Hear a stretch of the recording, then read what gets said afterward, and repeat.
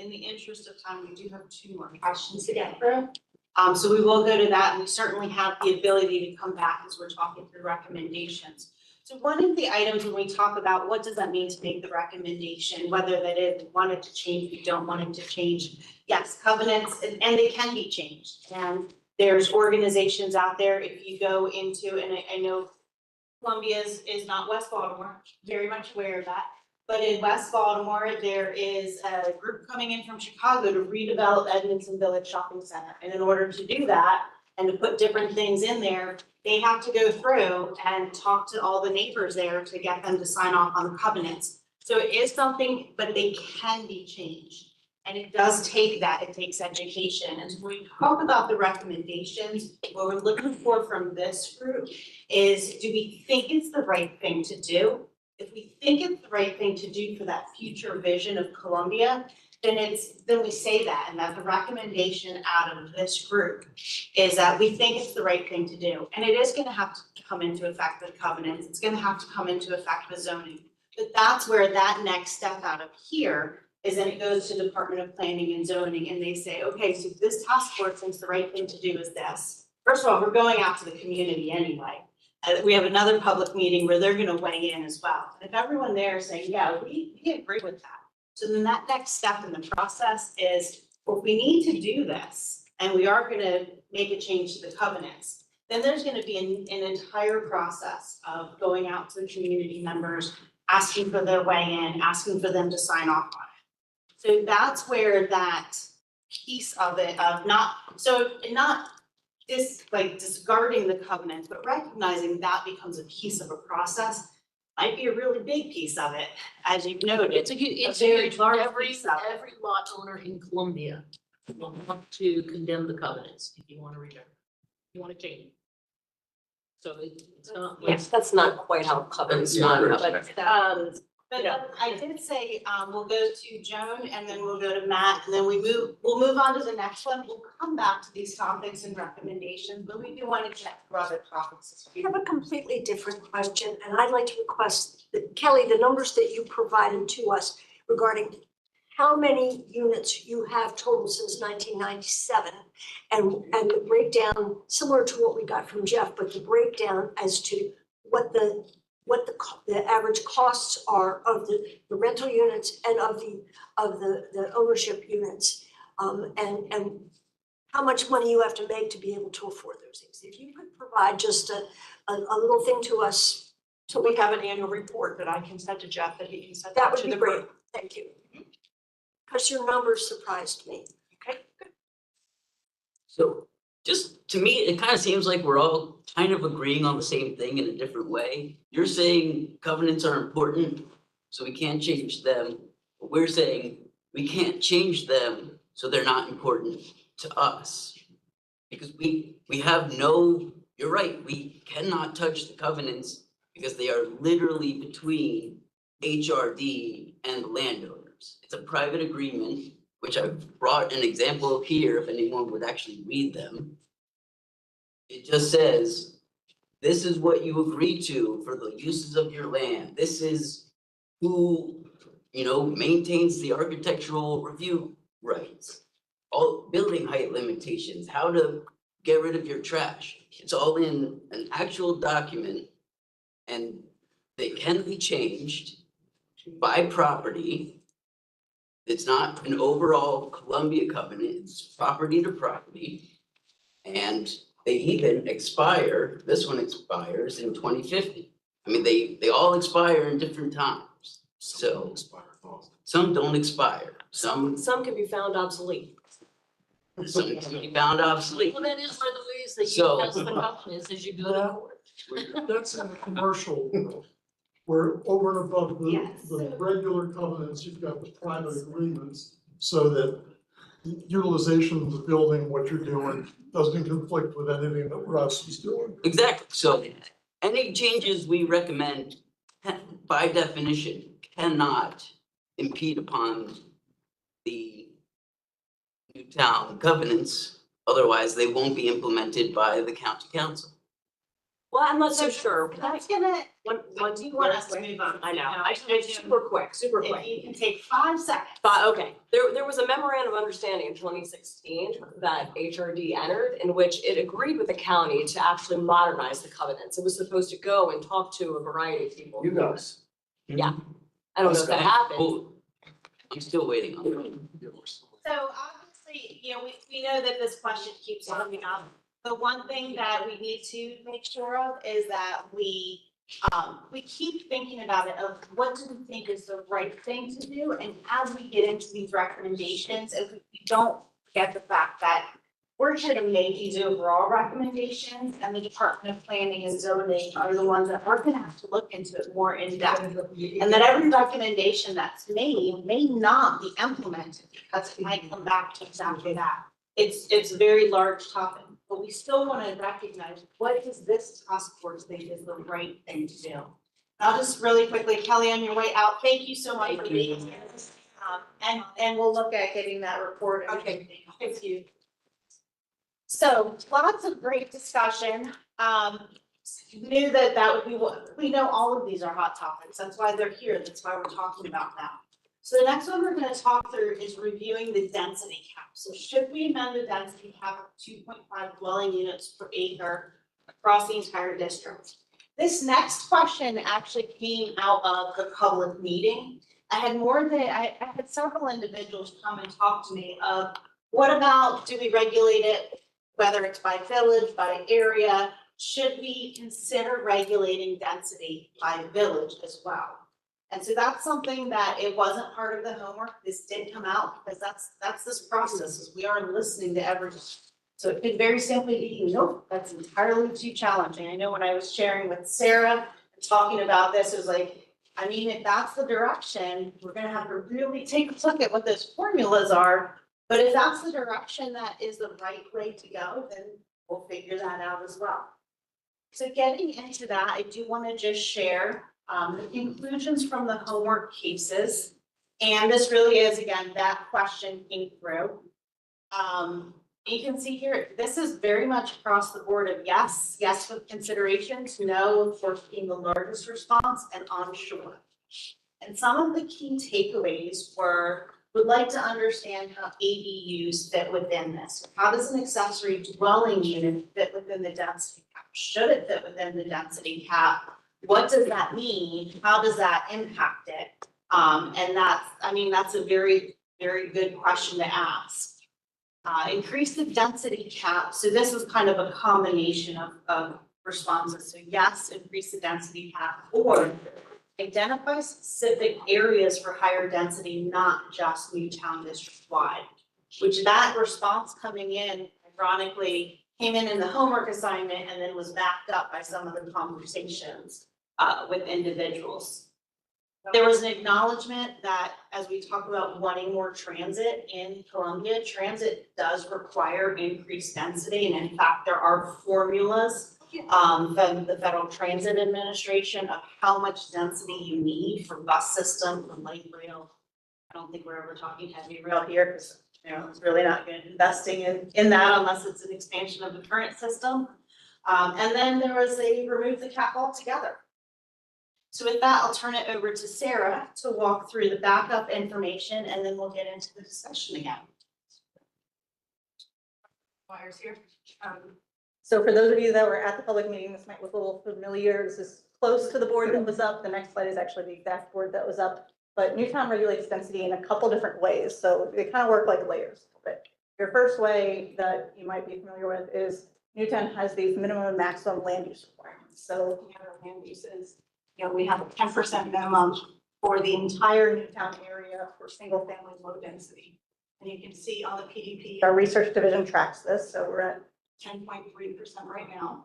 For medium density, we've got a 20% minimum, we're at 21.2.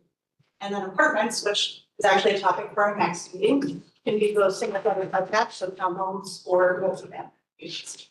So that's a total 13% maximum for all of those apartments. We're at 12.1%. Of course, you've got our 36% open space, we're at 37, and employment, we're at 18.8%.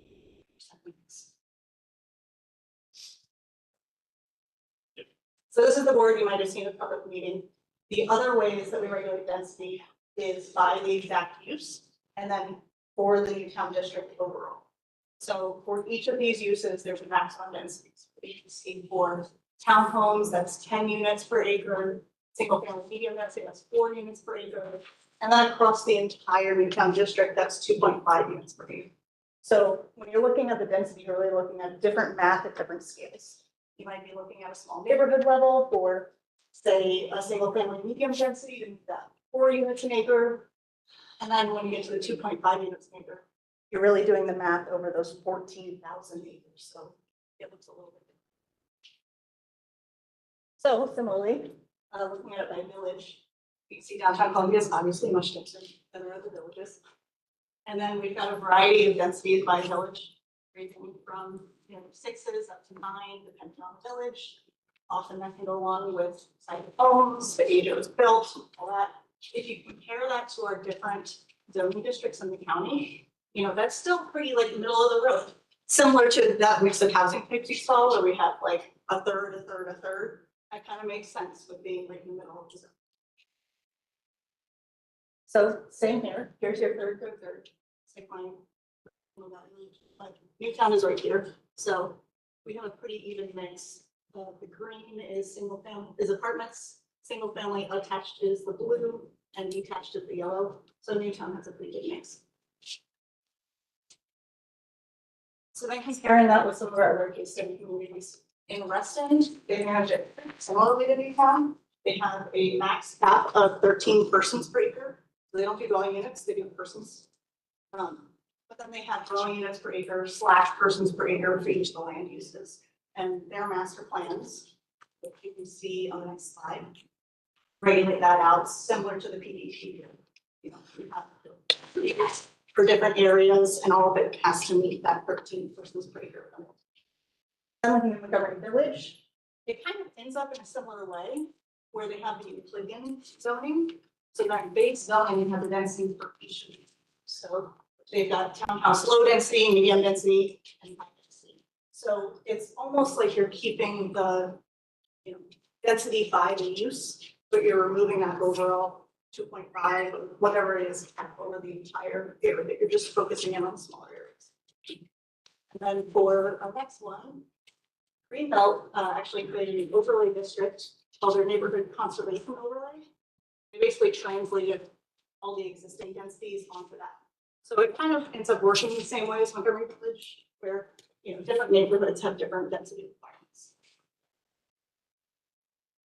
And you can see this work out on the aerials a little bit. So Columbia, and you can see there's that big mix. So if you're considering it a big scale, you still get 2.5 units an acre. Greenbelt, you can see how it had those different areas on the map of different densities. So this is an area that's 9 units per acre in this small kind of circle. You can see that's multi-family buildings, and on the right, that's 4 dwelling units per acre, so it's a little bit more expanded on. And then again, Reston, you see a lot of similar different mixes. So they've got their 13 persons per acre instead of 2.5 units, so it's a little bit denser than Columbia. And then Montgomery Village, similar to Greenbelt, has the different areas, so it's focusing on smaller scale.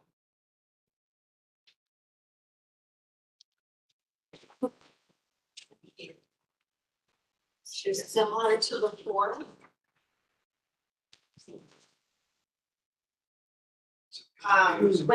Once you scan this, the first question, actually, I need to change the questions so you can get to it. Scan it there.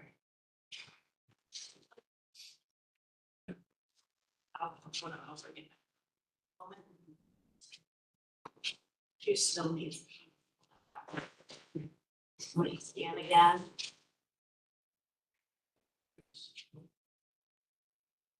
Don't think the answers really fit for this question. Yes, go down, right? It's preserve, strengthen, enhance, and transform. But it's kind of a yes or no question. I think you can all use the P or the N. It's either preserve or transform. That's a yes or no. Okay. Finish your yes or no. Yeah, and some of it was almost the consideration, but really that second question we'll get to, so we'll do that in a moment. So either From this question, should we amend the density cap? Correct, thank you. It would preserve it or transform it, and then when we get into the, what about perm density, just gonna discuss.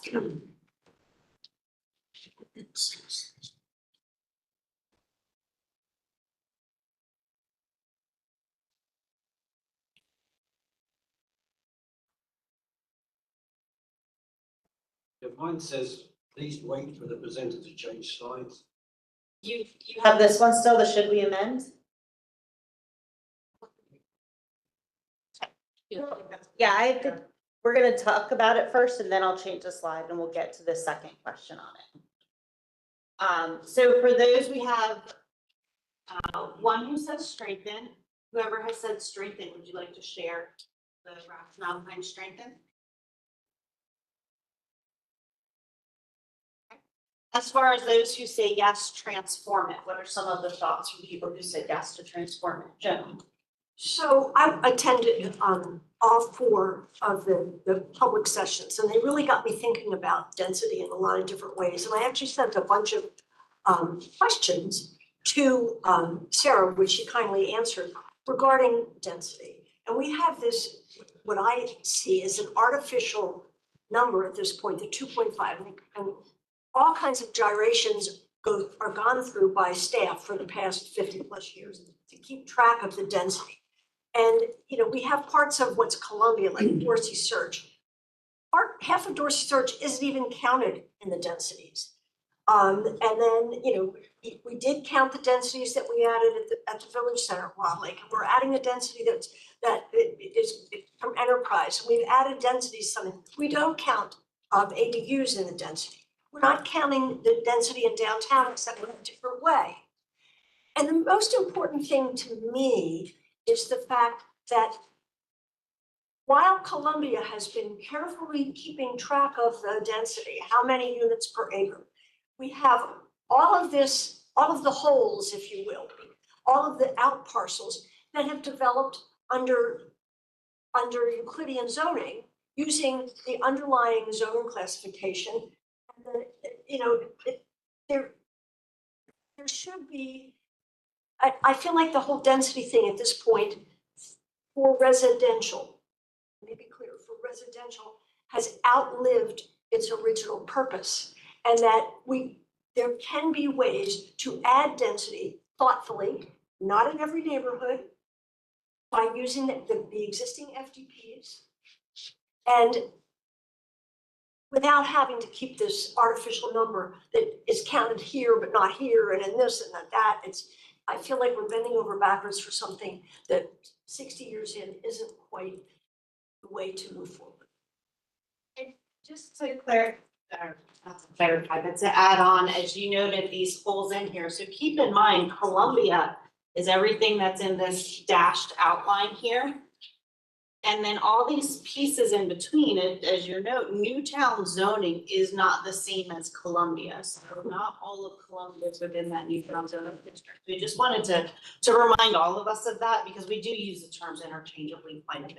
So that's referring to kind of everything that's not shaded in. So thank you. Others you said to transform. Mike. I want my kids to be able to afford to own or home when they grow up. And house prices will be out of control here if we don't add more homes. So that's why I want the density cap to go up. Ryan, and then Tim, I saw your hand after. Yeah, so I mean, I don't know if I have much more to add to Joan's statement, because I agree basically completely. I was the one that said move the cap on the homework, mostly because I don't know how you pick a number. It seems very arbitrary. And I agree completely. Over here saying we need more houses, say that earlier. Save a few more time. You probably will. And I just want to say, I mean, if you think about, you know, the master plan process, Mr. Rouse, and all that was back in the 60s and 70s. Cars look different, the way people move differently. Now, I mean, we've seen a transformation. People don't have 3, 4, 5 kids anymore. I mean, this worked for that, but now we have, you know, if you look at younger people, they're looking for different type of housing. they're gonna be a little bit more transient. And I think this is, we've lived past our time with this, 25 acre, whatever. Units per 25 acre. It's just time to change and evolve, and new housing is so important. Because this area is gonna grow. I mean, our area is gonna grow quickly, even though we're losing government jobs right now. But it is projected to almost double in the next 10, 15 years. And it'd be great to bring some younger people in and find affordability for not only teachers, I also CA employees, folks who, work more in the, important service jobs. It's unaffordable here. I know it's less expensive in Columbia than the rest of the county, but they have to go outside the county. It's good to have some ownership, because a lot of it's been built just been purely rental. Exactly. And there's a destabilization that goes along with that. That I think is bad for Columbia. Seen it. So for those who said, oh, did you? Yeah, when thinking about adding density, if you're gonna add any density, it should be where you need it. And that should probably be in village centres, really are struggling. But that comes not only to enhance the village centre, you've got to make sure no other types of commercial land is opened up, like turning parkways into Rockville Pikes or so-called urban boulevards. So I think if you're going to take the density, maybe you should be able to shift it around so you can make more density around the village centres. Hopefully make them more successful. Brian, you answered the second question, but I do want to, and we'll get to that, and that's a great thought as well. I do want to make sure, so we talked about the strengthen and the transform. So for one or two who said preserve, what was the thought process behind the preserve? Karen. Yeah, I'm very concerned about adding density because I live in Oakland, the village of Oakland Mills, and I see the number of trailers that behind our schools. And when I was doing a lot of the research and reading back newspaper articles from when Rouse was talking to the county commissioners, one of the things that I did not know this, I went to Oakland Mills High School. I was in the band. And I always thought it would be really nice if we had a huge school and we had this amazing band, but we had a small band because we had a small high school. Well, he intentionally did that. He intentionally wanted small schools because he wanted more kids to have an opportunity to be in the band, to be a cheerleader, to run for student government, things like that. And I'm just really concerned right now that we're not providing opportunities for these kids, and that they're in these huge classrooms, in these trailers, and the density right now, I'm not even sure we're taking care of the people that we have here already, let alone adding more in, and we don't seem to be doing a good job. And so some of that, and I'll just do some paraphrasing, because we're often taking notes, even though we have meeting minutes, we're taking notes to make sure we get to recommendations. We're accounting for all of this as well. So some of that of looking at the dwelling units per acre, it's not so much tell me if I'm getting it wrong. It's not so much the concern of how many people, how dense it is, but making sure the infrastructure, whatever that looks like, that density cap, the infrastructure can handle it. And that infrastructure is the schools, the amenities, the transportation systems, Sewer, utilities. water, Yes. green spaces. I mean, if you add 100 people in and now they're all using that park, what happens to that park? And I'm not saying I don't want them in the park. I love parks, but that's the kind of thing that we take a lot of pride here in Columbia, is that we have a lot of green space. The kids can go pick up a ball and run around, play a pickup game of soccer, baseball, basketball, whatever. But now you're putting a lot more stress on those systems, right? So I want to just make sure, because again, it's how we always ask questions, right? Sometimes it's yes or no, but then that yes or the no is, well, if we make sure that the balance happens, then it's not necessarily don't change it, but it's a maybe, and I'm not trying to put words in your mouth, which is why I'm trying to paraphrase this, but the concern is if we are to change it, yes or no, that's a big if. It has to be managed to still have the quality of life. Or we could go out and buy more land. That acreage. I'd just like to point out that even if we do vote to increase the density, any new development would still be subject to APFO tests. So that's school tests, road tests, and then overall housing allocation tests. So this wouldn't even actually create development right away. That being said, I don't know how the ADUs work, if those are permitted by right and you can just put those in. I don't know if anybody knows this. State views legislation, the state just passed a law, that went into effect October first. So there was a question going back to the density calculations, and the state law actually says that they cannot be considered in your density calculation, so accessory dwelling units cannot be calculated for that. Okay. And then, so what was the second part of your question? Yeah, so so real quick, there were two parts. So accessory dwelling units can be a separate, it depends how different how different agencies are going to define it. It can be that it convert your garage into an apartment, convert your shed into an apartment, put not your shed. Something that meets all of the quality of life standards and the life safety standards. Put a small structure or even converting your basement or, an area. A lot of the ideas behind accessory dwelling units did come from looking at multi-generational housing. How do you, have different people, living, as we heard earlier, it's $700,000. There might be affordable housing or the moderate income housing units put on senior care, but it's the buying that is prohibitive.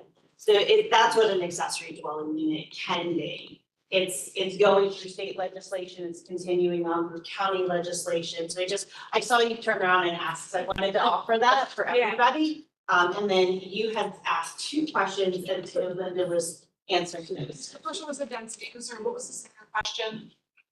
Just when you wanna put an ADU, is it subject to APFO tests? Okay. Yeah, that's not how, Are there a lot of these things? pardon me? Are there a lot of them? Well, currently there are none, right? Well, we There's- allow, accessory dwelling units, in most of our districts. But the state law that just passed and that went into effect, October first requires that they be allowed in every single family that work. And districts where single family, residential housing is allowed. But none of them exist. We do, we Oh. have dwellings. We allow them internal, attached, shared by common law. We do not currently have detached in our code, but Your board legislation that we did switch our planning board a couple weeks ago. So I did move on to the next question, it's very similar, and Brian, you were kind of answering with your comment before, should we amend the density cap across villages? And maybe let's talk about this, of should we amend the density cap differently in different areas? So should it be, and I think Brian, you said it very well, maybe it should be a different consideration at a village center versus something else. Yeah, So, but just to go back to what Joan said, that you can amend the FDP to something different. If we also brought back a comprehensive sketch plans for the different areas, they could be the guidelines of what you do as you redevelop, along with the design guidelines that are. It's the same website. Oh. Yeah, I'm sure I can. How do you get? it's the same exact one here, let me switch screens for a quick moment. There, so that same. There's the code, okay.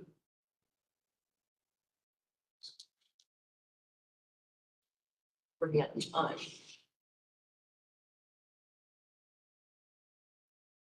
Jennifer, the code is also on the top there, just under the Microsoft Edge thing when you're on the other side. I had to guess with one number. So.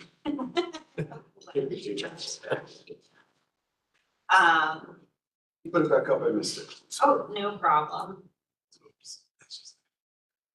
Yeah.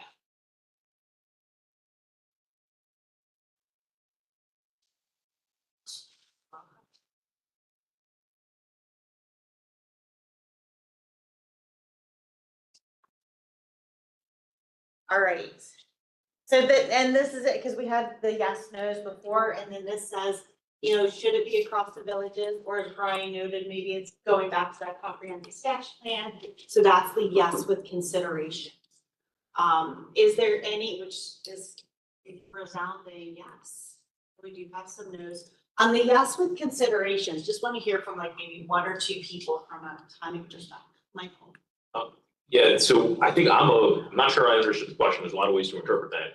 Mine is a yes to say like, yeah, at the village level, there should be a density cap, but not that there should be a different density cap for each village. But just that if you have it for the entire district, the density is gonna all end up in a couple select places, and then you should have the density cap at a more local level so that. Anyone else from the considerations? And thank you for that clarification. Eric from Brian? So what we're gonna do is, looking at the time, we knew there was a lot of information to pack in tonight, and we wanna make sure all of the questions really get vetted through. I was a no vote. Oh, yes. I was a no vote because I don't think the question was exactly right. In that I don't think that the density in Hickory Ridge should be X and the density in River Hill should be Y. I don't think that's right because each village is completely unique in both the layouts of their villages, the current, how many units of each kind are in the villages. I think that there needs to be more finesse to how the density caps are managed. Brian's point about the village centers which has already been identified in HOCO by design as this is a place that we should put more density. And, that makes sense. But I don't want to see one village get all of everything. But I don't think, especially staying by village, I think that there needs to be some other finesse to it, maybe by FDPs. Even though we have 200 and some FDPs, many of them are similar. And maybe there's something within those FDPs that would be a way to manage density rather than putting it as each of the 10 villages. Okay. And I think that also pairs well with this Michael was saying, not different per village center, like that should be looked at, so you're not getting this disparity across. We voted differently and said the exact same. Very interesting. I So, heard that too. Should we go into the other question? well, and that's what I'm gonna say, because I'm looking with our time, we are at 7:47 and we do commit to the 8 p.m. One of the things with the initial schedule, let me go back to that, That's why I'm here. well, you. Well, I was particularly interested in the last question. I know. I make sure everybody is interested in that one as well. It's incentive to come to the next. I thought this was the last one. Yeah. No, December, Oh, okay, all right, first time. okay. Point wrong out. Yeah, so I'm gonna see, there's lots of stuff here. All right. Give me one moment and then there we go. Let me come to this. So one of the things we did with the schedule initially is we do have the November meeting. We're in October. That November meeting is the WebEx, and then December is an in-person. So this December meeting, so we planned this initially that we thought these would be some very robust conversations, because we know that they are. And so we had planned that this has the ability to overlap as well, but it's not, we're gonna come exactly to the end and then move all into recommendations. And part of that was, you do the best laid plan, but if conversations go and there's a lot of great points, there's a lot of education on some of these to be able to decide. We knew that some of these questions would have to move I along. think it's important that the role of the petitioner be an in-person discussion. We need to really understand what happens, and it's a big one. So, and you don't think our WebEx meetings have that same? So in person. Okay, Entities should be here. Yeah, all right. With the president. We can certainly, that needs open discussion, face to face, really, I think. So, Yeah. I think that's something important to take into account, and definitely wanting all of our task force members here. But I do want to just note we will be, and this is every other month, so we're on WebEx next month, we're in person in December. So that's something that I don't want to start that now, because we clearly don't have enough time for a really good conversation about it, and there are some things. We've had folks ask, can you explain who has zoning authority before we get into the original petitioner? So we have some of that information as well, and we don't want to cut that short. Yeah. So what I'd like to do is just go back to the next homework assignment, and kind of go back, we are still going to talk about the question of the original petitioner, that's not going away, it's still part of these major questions. And what we can do is talk about order of things, because we do have the next one being, virtual, the one after that being in person. So we can talk about that order, but let me now go backwards. And really, let's talk about the next homework. Can you share the vote though? There was a vote on, wasn't there a vote on the? I'm curious too, for the homework. I can certainly share the homework information, and then there we go. So from the conclusions from the homework cases, should the role of the original petitioner change? And you can see half saying yes, yes with considerations, and then onshore. So there were no votes on this. Of the comments that came through, it was needing more information. The consideration to identify an entity to be the keeper of the plan, and that came through, and I kind of summarized that from one assignment, but that thought process came through on several of, there needs to be an entity somewhere that is managing what this plan is, so that it's not just everybody's developing. Can I just everything. make a comment on this? The county.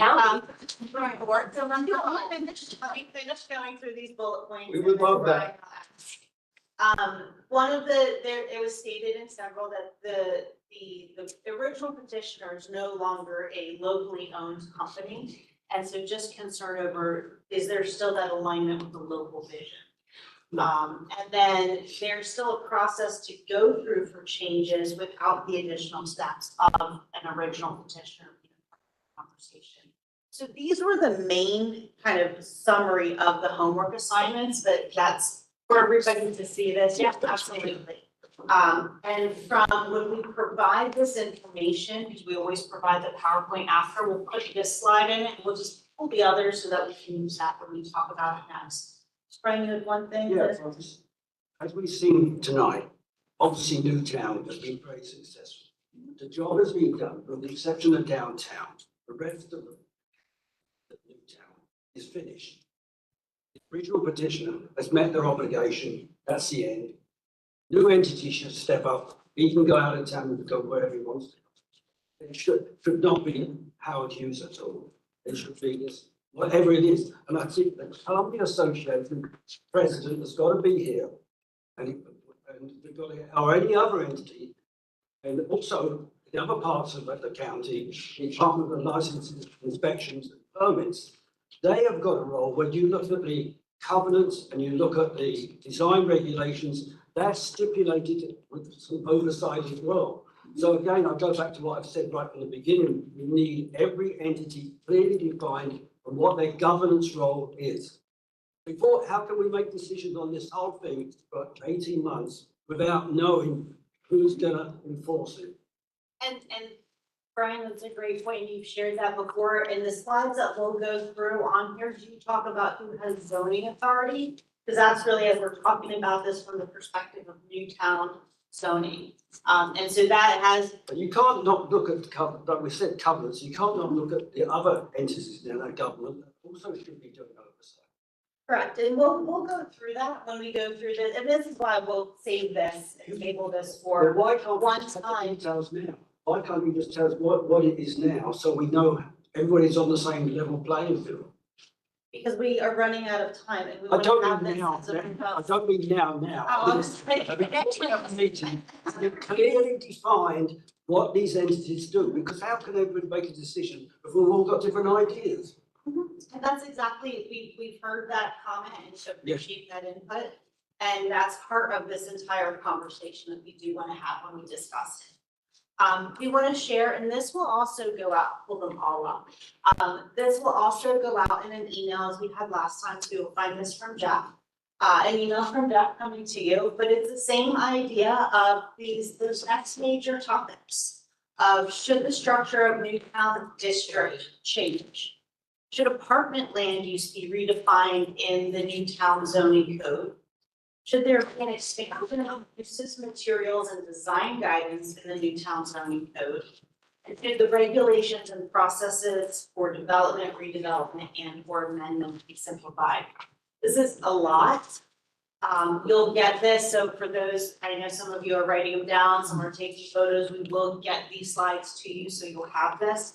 The other thing that you'll have will be slides that explain what the question is, the element that we're looking at, what those relevant zoning sources are, and where that information already is in your virtual findings. You will have that information to use as well. Just note, we do have, because we had the public meetings last week, this week is our Newtown Task Force. We do have, it's coming up pretty quick for the next Newtown Task Force, so you'll see that this is due November 7th, is when that is. We are meeting on November 18th as our next one. And we'll continue talking about PSAT, we'll be developing recommendations. So November 18th will be virtual. That is still on a Tuesday. In December, will be actually the second Tuesday of the month. It is December 9th. And that will be in person. And we'll send out reminders for everybody, meeting invitations. Yes, that will be, the in-person is here. Getting better, actually. So based on our time, we'll kind of wrap things up. Any last quick comments? Linda, Sarah, Jeff, Kristen, Hannah. Thank you for joining us evening. All right. Thomas will be back. Again, thank you, and we look forward to talking again soon.